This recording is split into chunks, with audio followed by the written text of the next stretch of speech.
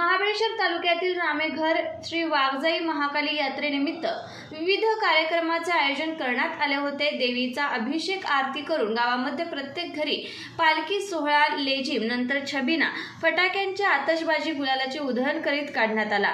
नंतर वसंत वाडेकर यांचा लोकनाट्य तमाशा मनोरंजन कार्यक्रम झाला।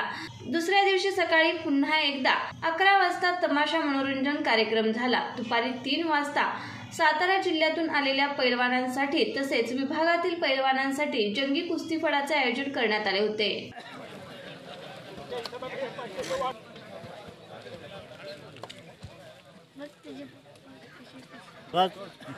झाले की कुस्ती क्षेत्रामध्ये भाग आपला पाहिला तर खूप पाटे अण्णांसारखे लाखोडमधले गणपत पैलवान, वाकीचे किसन पैलवान हे उत्कृष्ट कुस्तीपटू या भागामध्ये गेल्या भागाचं नाव त्याने आज संपूर्ण महाराष्ट्रामध्ये केलं।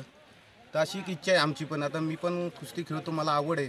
यात्रेनिमित्त दरवर्षी येतो, सरळ ग्रामस्थ फोर्स करतात, पण भागामध्ये असं पोरं तयार झाली पाहिजेत की जेणेकरून पण की आपल्या गावाचं, आपल्या भागाचं नाव ते महाराष्ट्रभर करतील।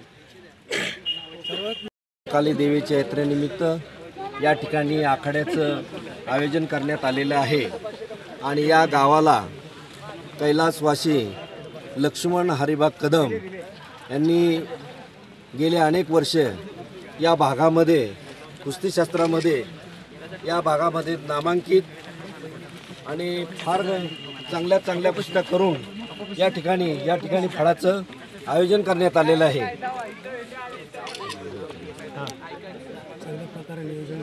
या ठिकाणी ग्रामस्थांच्या वतीनं या ठिकाणी कुस्ती आखाड्याचं अतिशय चांगलं नियोजन झालं। या भागातील आणि तालुक्यातल्या अनेक मल्ल या ठिकाणी उपस्थित राहून या ठिकाणी खेळात चांगलं प्रदर्शन आणि चांगला खेळ केलेला आहे।